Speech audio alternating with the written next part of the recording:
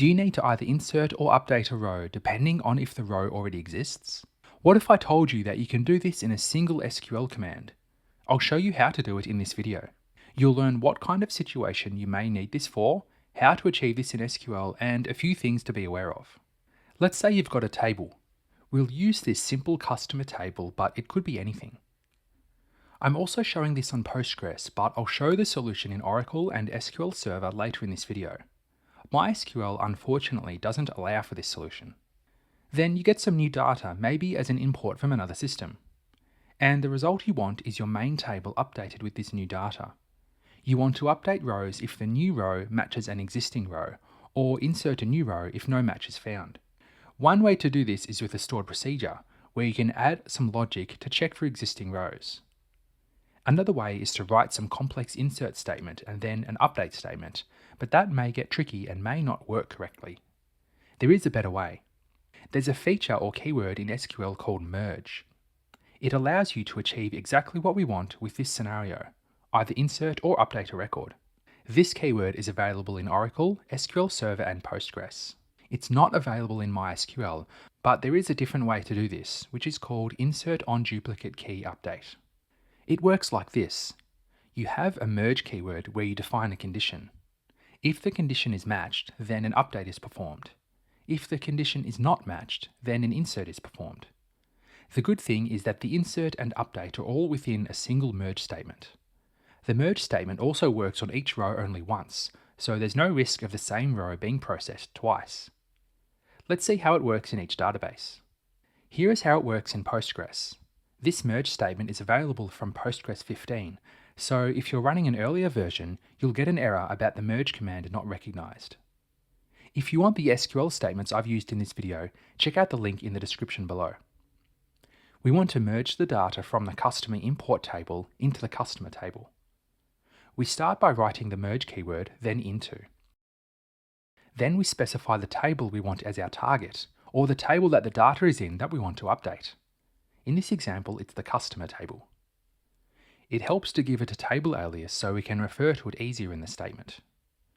Next, we specify where the data comes from by writing using, then the source table, which is customer import. We'll also give this a table alias. Now we need to specify how the data is matched. How do we know that a record in the customer table is the same as the customer import table? For this example, let's say it's the customer ID. We'll see an example of different criteria shortly. So we write on, then the two columns in each table. It looks like a join clause. Next, we say what we want to happen when a match is found between the two tables. We write when matched then, and then we start writing an update statement. We don't need to specify the table name as we have already written that in the merge command.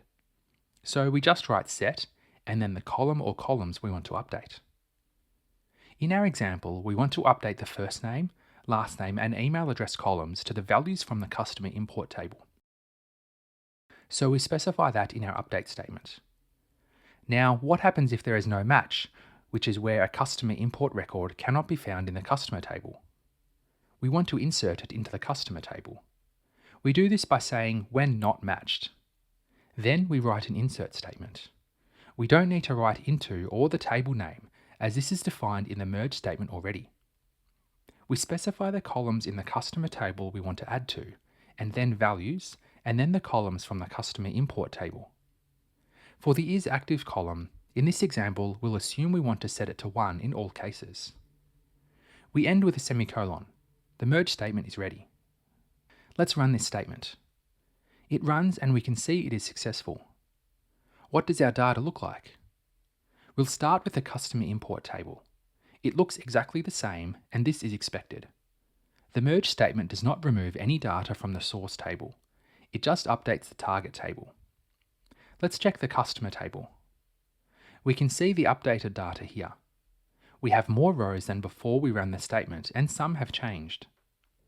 We can see that customer ID 9 and 15 have been added, because the merge statement did not find those IDs in the table already, and so it inserted them. For customer ID 1, the email address has been updated. For customer ID 4, the last name has been updated from Johnson to Jones. What about customer ID 5?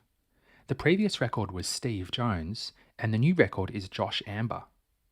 Based on the name, it seems like a different person, but the ID is the same. The merge statement has determined it's the same record because it has the same ID, so it has updated the rest of the fields. This may not be what you wanted, but the merge command has done its job. However, we can adjust our merge statement to consider situations like this. If you want to improve your SQL, get a copy of the SQL cheat sheets I have created, which are great for referring to syntax and commands when writing queries. Check out the link in the description. We defined that a record is the same if it has the same ID. What if we want to be more specific and say that a customer is the same if they have the same ID and the same first name? We won't check last names because we've assumed that some people change their last names. First, we'll reset our tables by deleting all of the data and reinserting it. Now we can update our merge statement. We'll update the on clause to add the and keyword, and then the first name in both tables. This should match on both fields now.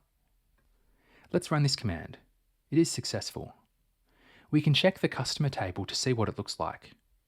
We can see the data is updated and looks a bit different from the last example. IDs 9 and 15 are added, just like last time. ID 1 has the email updated because the ID and first name are the same. ID 4 has the last name updated as well. Now, with ID 5, we can see a new row is inserted. This is because the merge command found that even though the ID was the same, the first name was different, and therefore it was a new record. This has correctly implemented the check that we defined, but we now have two records with the same ID. This may or may not be a problem.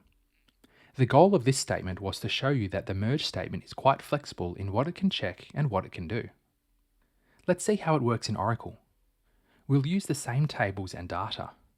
You can find the SQL scripts for all of these databases in my GitHub repository, which is linked in the description. Here is the customer table. Now let's see the merge statement. It's very similar to Postgres, but there are two differences. The first is that the update statement can have table aliases for the target table, which is C, and Postgres can't. I got an error when I tried that. The second is that the on condition must be in brackets. Without the brackets, you'll get an error about the missing on keyword. We can run this merge command and the output says that 5 rows are merged. We can look at the customer table again and see that the data is updated in the same way that we saw in Postgres. Let's see how we do it in SQL Server. We've already run the scripts to set up the data. Here is the merge command, which is similar to Oracle and Postgres. We can run the merge command and it says that it is successful. We can check the customer table data and see that some rows are updated and some are inserted, just like the other vendors. There are a few things to be aware of when working with merge statements. You need privileges for both insert and update. Depending on your vendor and database setup, you may already have these, but it's something to remember. You can't update columns that are in the on clause. For example, we can't update the customer ID in our query as it was being used in the on clause. Finally, remember if your vendor uses brackets around the on clause and if table aliases can be used. Working with real data is a great way to practice your skills. You'll want to watch this video next, which is an end-to-end data analysis project where you'll import a real CSV file and perform analysis queries on it. Thanks for watching.